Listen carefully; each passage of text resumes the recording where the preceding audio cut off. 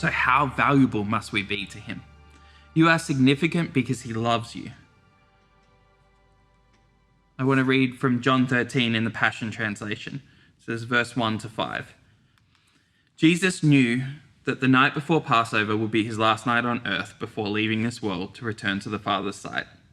All throughout his time with his disciples, Jesus had demonstrated a deep and tender love for them, and now he longed to show them the full measure of his love. Before the evening meal had begun, the accuser had already planted betrayal into the heart of Judas Iscariot, the son of Simon. Now Jesus was fully aware that the Father had placed all things under his control, for he had come from God and was about to go back to be with him. So he got up from the meal and took off his outer robe and took a towel and wrapped it around his waist. Then he poured water into a basin and began to wash the disciples' dirty feet and dry them with his towel. So Jesus knew that everything was from God and everything flows back to God. As it says in verse 3, Father had placed all things under his control, for he had come from God and was about to go back to be with him. And in this beautiful moment, where he's aware of his significance, he gets down on his feet and he washes, down on his knees and he washes the disciples' feet. The call of Jesus releases identity and power, and this holy humility comes not from repeatedly telling your story and showing off how sinful you were, or mentally beating yourself up when you aren't perfect. Holy humility comes from realizing that we are in a holy family of significance, a royal family, and our lives are not our own.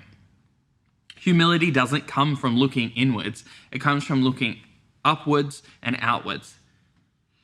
Jesus saw that the Father had placed all things under his control, for he had come from God and was about to go back to be with him. He looked up and then he got on his knees.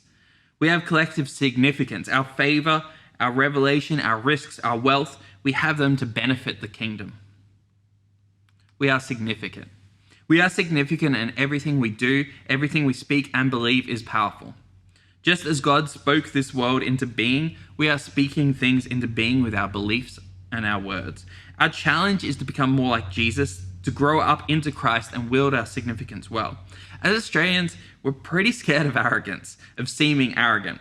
And so this concept of our significance can be really uncomfortable and hard to swallow for some. We want to downplay things. I'm just lowly me. I'm just doing my thing. Hey, you actually don't have permission to think that way about yourself. You've been bought with a price. You have a purpose. The Bible says God has a plan for your life, and there are things he has prepared for you to do. You are significant, and you are called to be significant.